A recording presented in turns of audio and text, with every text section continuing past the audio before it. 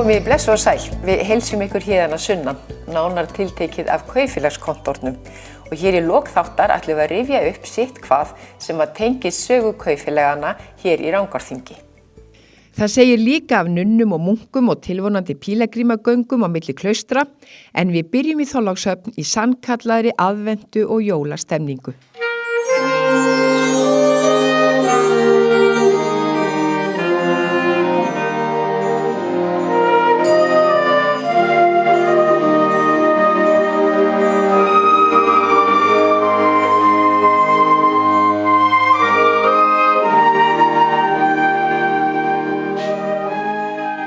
Það var mikil stemning í Þorlákshöfn þegar kveikt var á jólatrénu í byrjun desember. Lúðrasveitin spilaði sjálfsögðu við athöfnina og svo hélt gleðin áfram langt fram á kvöld. Hvað eru kvenfélagskonur að gera hérna núna? Kvenfélagskonur eru að selja leiðisgreinar og við erum að selja hérna kærleiksengilinn líka og jólakort. Allt í styrktar sjúkrahúsinu á Selfossi. Hvað er þetta búið að vera lengi, þessi svona stemning í kringum það að kveikt er á jólatrénu? Þetta hefur verið hérna í svona 3 ár. Byrjaði fyrir 3 árum með því að Hafnarstofan fór að hafa opið 1. desember svona lengur og svo árið eftir þá var svo vont veður að það þurfti að seinka því að verið kveikt á jólatrénu, þannig að það kom líka 1. desember leið og opnunin var og síðan hefur þetta þróast og fleiri og fleiri taka þátt, mjög skemmtilegt. Og kvenfélagskonur náttúrulega búin að standa í ströng og undirbúa eða hvað? Já, við hittumst 10 í skúrnum hjá mér í gær og skreittum þessar greinar og fengum okkur kaffi og konfekt og hlustum á jólalög. Þetta var bara kannski eitthvað sem vantaði bara svolítið hér. Hér er svo sem ekki mikil verslun, þannig að þetta var svona til að brjóta aðeins upp svona í byrjun aðventara að fólk geti komið að versla hérna kannski jólagjafir eða eitthvað. Og þetta er heldur betur að vinda upp á sig? Já, heldur betur. Við byrjum bara fyrst hérna og svo eru bara allir farin að taka þátt. Ótrúlega skemmtilegt. Já, þetta er yndislegu dagur og bara er að festast í sessi. Alltaf verið bara mikið húllumhæ og fjör og mikið gleði í bænum öllum. Það er ekki oft sem að maður sé staðinn þinn fullan af bæjarbúum? Nei, þetta er undantekningin. En þetta kvöld er alveg pakkað og búið að vera bara pakkað í allan dag, bara frá hádegi, frá því við opnum. Segi bara haltu áfram að njóta kvöldsins. Takk fyrir, ég ætla svo sannlega að gera það.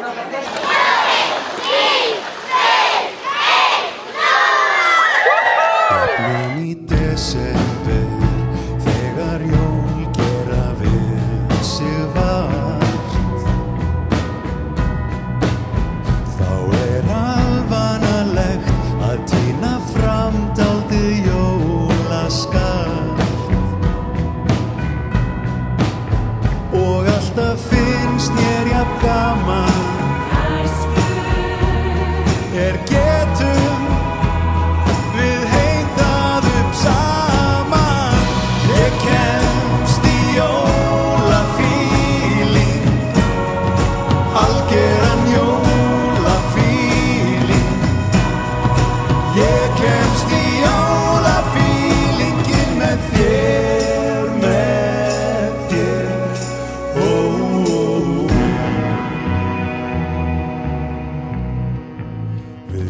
Við tókum Dagný á orðinu og skelltum okkur á hljómsveitaræfingu hjá Lúðrasveit Þorlákshafnar sem var að æfa fyrir jólatónleika undir stjórn Gests Áskelssonar sem er nýtekinn við sem stjórnandi.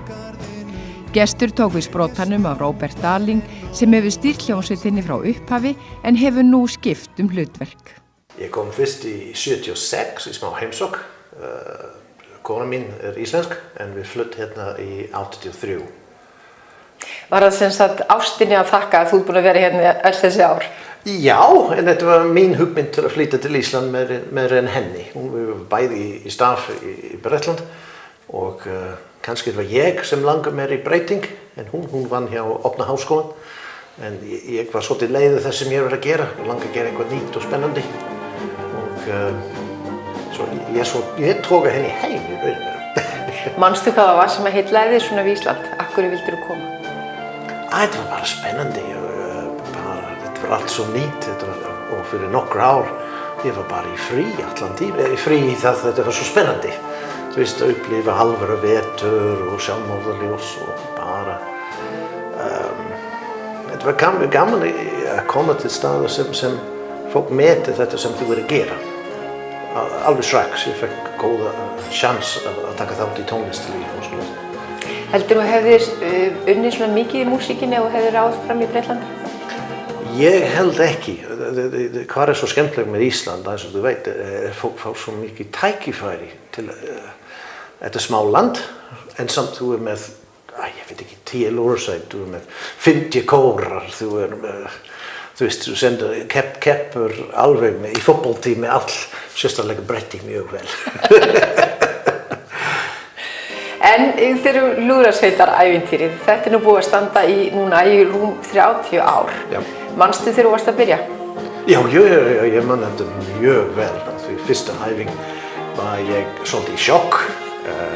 Ég stjórnaði frekar flott lúðrasveit í Bretland, áður ég fór frá England og ég kom hér og við var 12 alveg byrjandi. Ég fekk smá svona, ups, hvað gerir ég nú? En þetta var erfitt, en det var så yndisleg fólk og ég bara byggja upp frá þetta. Og hvað gerður þú? Eftir fyrsta æfing var hræðilegt. Ég kom með ekki rétt nótu fyrir þessi fólk. Ég visste ekki hvað ég var mætur á. Ég fór heim og bara skrifa nokkur lög sem passa fyrir hópinn sem ég var með. Sko. Og frá þetta þannig eftir nokkur mánuð við byrja að spila alvöru verk. Hvað hefur þú velt í fyrir, nú ertu nýhættur, hefur þú velt í fyrir hvað svona stendur upp úr eftir öll þessi ár? Það svo margt að spila með Jónas Jónas Sigga á hans tónleikar. Við búin að fara nokkrar ferð til útland.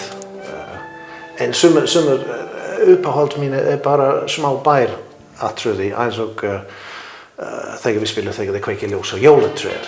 Þú veist, veðrið rétt og allt svoleiðis, þetta bara yndislegt.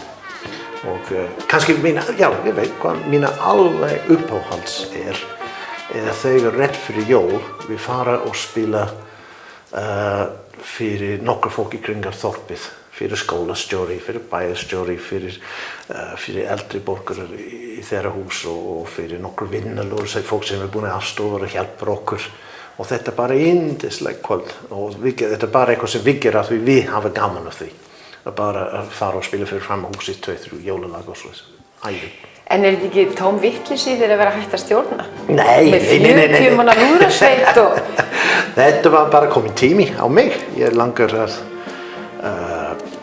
ekki segja að hvíla mig, ég komin strax í lúðrasveit sjálf. Ég langar að spila núna. Þetta mikið álag að vera lúðrasveitstjóri. Maður er alltaf að hugsa hvað next og þetta mikið vinnur. Og núna ég komin svona aðeins eldri, langar mig til að svona bakka niður, gera pínlítið minna og gefa mig sjans til að spila á mína hljóðfæri sjálf í lúðrasveit smástund. Ertu búin að spila það allan tíman hérna? Á hljóðfærið þitt? Hljóðfæri. Ég var mikið spila þegar ég kom frá Bretland og spila fram til spila þegar ég var að kenna með nefndi, en í raun að vera í síðustu 16-17 ár, ég búin að spila mjög lítil, en þetta rosa gaman að gera þetta aftur, þetta alltaf annað líf. Og náður alveg þokkalegum tóni svona eftir þetta langa hlið? Eitthvað annað ætlaði að dæma, þetta ekki ég. En ég rána ég mun eftir hvað ég að gera. Ég frétti að þú fór að keypti nýtt horn. Já, ég fór í sumar. Ég hef aldrei ekki búin að eiga sjálf hljóðfæri í marg ár, en þetta var bara svona gjöf til sjálfa mig til að nota, þú veist, á þessi tíma. Og nú ertu, eins og þú segir, þú ert spilandi í hljómsveitinni, þú hefur nú líklega ekki þurft að taka inntökupróf til að fá að vera með, en lætur að stjórn? Lætur að stjórn? Er eitthvað hægt að stjórna þér? Já, ég vona það. Ég passa mig mjög vel að reyna ekki að segja neitt, að bara vera með og ekki vera of dominant, því ég hafa tendency til að vera svolítið dominant, því ég skólastjóri líka tónlistarskólans og maður vil gera eins og ég vil, en ég að reyna að passa mig, ekki gera þetta í lúðrasveit.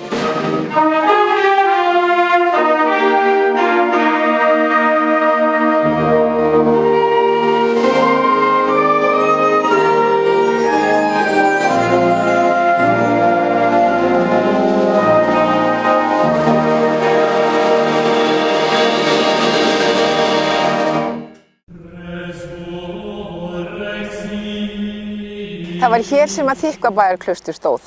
Það var auðmaðurinn Þorkell Geirason sem að reisti það árið 1168 og nú er unnið að því að tengja þau saman klaustrin 2 í Skaftárhreppi. Kirkjubæjarklaustur, þar sem að nunnurnar voru, og svo þennan stað hér, þar sem að munkarnir voru, allt til siðaskipta. Ég fekk styrk frá Skaftárhreppi til framtíðar og verkefnið er að finna leið á milli klaustra, á milli klaustrana hérna í Skaftárhreppi, gömlu klaustrana, Kirkjubæjarklausturs og Þykkvabæjarklausturs.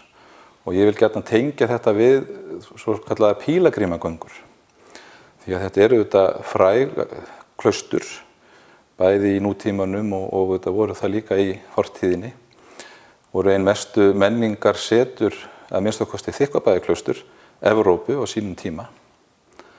Þannig að verkefnið svolítið snýst það að finna leið. Hvað er vitað hana? Það er eiginlega ekkert vitað hana. Þannig ég er ekki að finna leiðina, ekki þessa einu sönnu sem munkarnir fóru hér forðum og eflaust nunnurnar líka. Þannig að ég er bara að reyna að finna leið á milli, sem nú bara heilmikið verkefni út af fyrir sig. Hvað er þetta langt?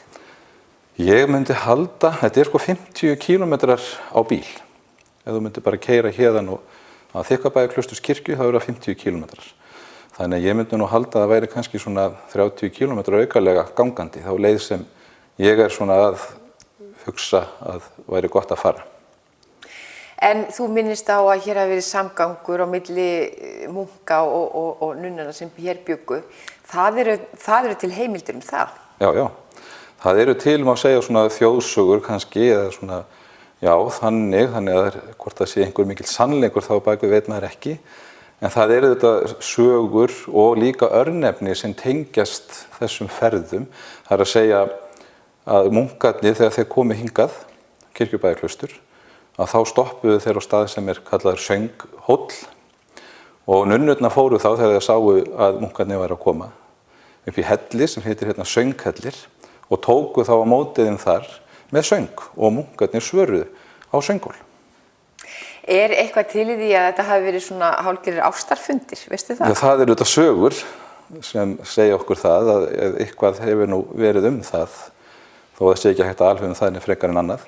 En það er minnst okkur staður hérna á Kirkjubæjarklaustri sem er kallaður Glennarar og það er þá við brúna þegar að munkarnir voru að koma hérna yfir Skaftá að þá tóku nunnurnar á móti þeim á staði sem við köllum í dag Glennarar. Og það getur eflaust verið út af því að nunnurnar hafa verið í kuplum, bara í sínum klæðum og tekið kannski á móti þeim svona með gleði og þurft þá að lyfta upp kuplunum til að hlaupa til þeirra og þá höfum við þetta orðið í dag, Glennarar. Og kannski blikkað einn og einn munk í leiðinni? Hugsanlega, hver veit. En þú minnist á Þykkvabæjarklaustur sem var náttúrulega gríðarlegt menningarsetur. Lífið þar? Menn vita svolítið það, er það ekki? Jú, það er auðvitað, menn gera bara ráð fyrir því að það hefði verið líkt því reglulífi sem hefur verið í Evrópu, í klaustrum þar. Þannig að munkarnir hafa verið með tíðagjörð og hefur þá verið á 3 klukkustunda fresti, farið snemma að sofa, kannski bara 8 leitið eða eitthvað svoleiðis, 6-8 þess vegna, til þess að vakna á miðnætti og vera með tíðasöng. Og svo verið með íhugun, má segja þess á milli, bænahald, hver og einn. En það má þetta líta á þannig líka að þegar þeir voru að lesa, þeir þetta hafa verið að lesa og skrifa og verið í bókagerð, að það hefur verið á þeim tíma líka litið á það sem íhugun, sem eiginlega hálfgert bænalíf, að vera að endurskrifa helga texta eða lesa rit sem hafa verið líf Jesú eða úr Biblíunni. Hvenær sér þið fyrir þér að þú verði búin að tengja saman þessi 2 menningarsetur fornu? Ég vona að það verði næsta haust, þannig að vonandi verður hægt að fara eina ferð næsta sumar, 2017. Þá getum við gengið þarna á milli, kannski einhverjir héðan, hvort það verður eitthvað auglýst veit ég ekki, það kemur bara í ljós. Heldur að verði búið upp á nokkuð glennugang? Það veit maður þetta aldrei. Við verðum minnst að kosti með einhverjar svona, má segja, pílagrímagöngur og þær eru þetta frekar, má segja, hógværar. Það sem fólk fer meira inn á við og íhugar það sem sagan segir okkur og auðvitað íhugar þá líka að fá texta sem tengist kristinni trú og því sem munkarnir og nunnurnar hafa verið að gera.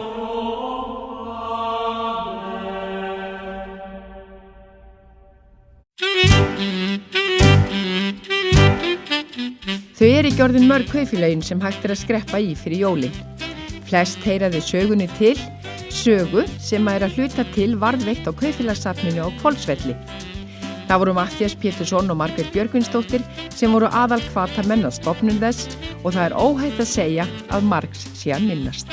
Kaupfélagshugsjónin verður til í Rochdale í Englandi 1844 en hún berst til Íslands upp úr því og fyrsta kaupfélagið stofnað 1882 og það var á Þverá í Laxárdal, það þið norðanmenn eigi heiðurinn að því að hafa stofnað fyrstu kaupfélagin og fyrstu kaupfélagin sem stofnuð fyrir 1900 voru ykkur 6 kaupfélag á Norðurlandi. Og þetta fylgdi þessu sjálfs meira heldur en bara verslunin vegna þess að til dæmis í Þingeyjarsýslunni þá fóru menn milli bæja með fiðlu og kendu fólki að spila á fiðlu og ef þú skoðar rithönd Suður Þingeyinga, Benedikt af Auðnum, hann fór á milli bæja, kendi mönnum að skrifa og þeir voru að lesa bókmenntir, þannig að þessi saga hún gríðarlega merkileg og svo sem í seinni tíð þá bara blandaðist alltaf mikil pólitík í þetta en hugsjónin, samvinnuhugsjónin, alveg eins og jafnaðarmennin ofta tala jafnaðarhugsjónin þó að hún eigi ekki upp á pallborðið hjá Íslendingum í augnablikinu, kannski frekar heldur en samvinnuhugsjónin en þessi hugsjón gríðarlega merkileg og það sem skiptir miklu máli í því að þetta voru sjálfstæðar einingar, hvert kaupfélag fyrir sig voru sjálfstæðar einingar, peningarnir eru til á staðnum og nýttust á staðnum. En hvenær féllu svo Sunnlendingar fyrir þessari hugsjón?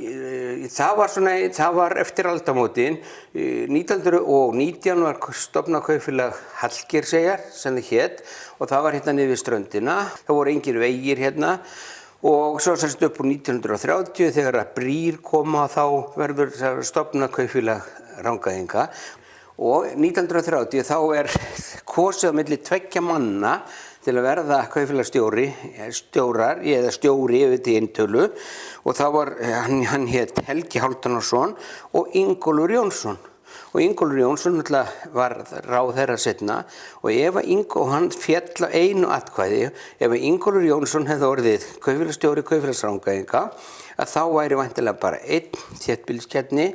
Ingólfur Jónsson var framsóknarmaður á þessum tíma, sjálfsagt hefur hún gramist það að verða ekki kaupfélagsstjóri og stofnaði, Hella var til svona upp úr þessu með mikil virðingu fyrir Hellu og allt það, en þá þetta væri svolítið þægilegra líf hjá okkur í Rangárvallasýslu og hefði verið allt öðruvísi ef þetta hefði gerst. Og svo gerast hlutirnir eitt atkvæði og það var líka svo merkilt við samvinnuhreyfinguna, hver einasti félagsmaður, hann hafði eitt atkvæði, það var alveg sama hvort hann var stórbóndi eða hvort hann var fátækur, bara verkamaður, einn maður eitt atkvæði og þetta auðvitað dálítið merkilegt.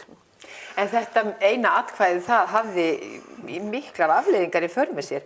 Allavega segir sagan það að menn hafi keyrt hér í gegn fram og tilbaka til þess að kaupa í sínu kaupfélagi, er þetta rétt? Já, þetta nú kannski pínkulítið fyrir mína tíð en ég hef heyrt margar yndislegar sögur, menn hafa sagt frekar keyri ég bensínlaus í kring gegnum Hvolsvöll heldur en að fara að kaupa SO bensín. En menn héldu með sínu kaupfélagi bara af öllu hjarta? Það held ég sé alveg gott að segja. Hver eru stóru nöfnin hérna á safninu? Á safninu eru stóru nöfnin, það náttúrulega Guðbrandur Magnússon sem var kaupfélagsstjóri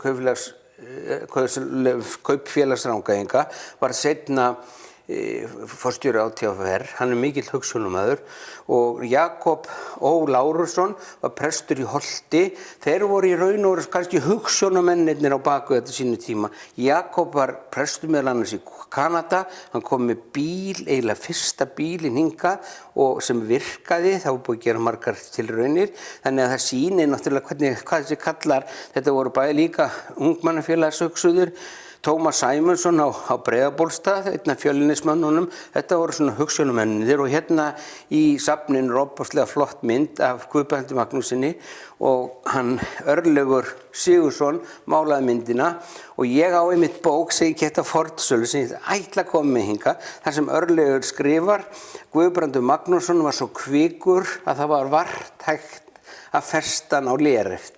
Og maður sér það svolítið á kallinu hérna út í horni, hvað hann var sprækur. Nú, svo er þetta Egill Thórarinsson sem var náttúrulega faðir Þorlákshafnar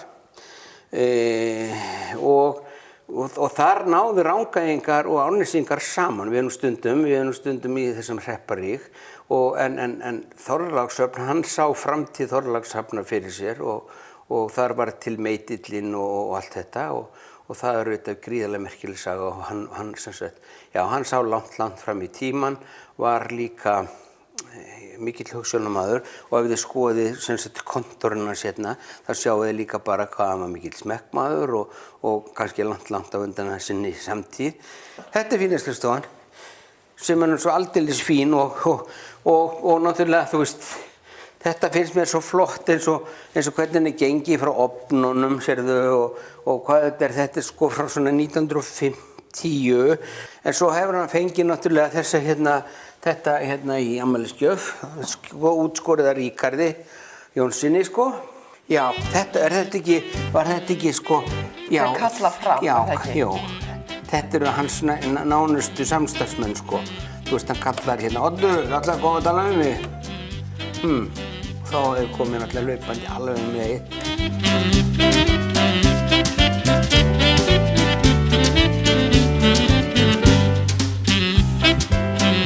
Ég mér langar kannski að segja þér aðeins frá Guðbrandi því hann var örugglega alveg hrikalega skemmtilegur maður. Hann var komið til Frakklands þegar hann var forstjóri ÁTVR og þótti nú ekki hafa mjög mikið vit af víni. Sumir segja að Jónas Hriflu hafi gert hann að forstjóra ÁTVR.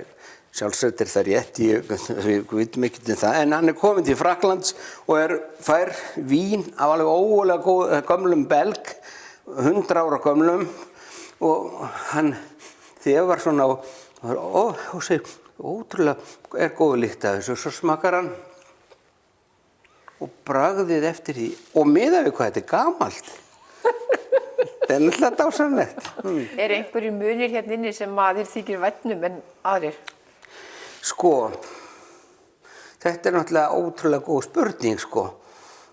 Ekki segi ég það, en mér finnst enga síður, ef við komum hérna og skoðum til dæmis skrifstofan hans Egils, að þá sjáum við líka hvað hún hefur í raun og verið flott.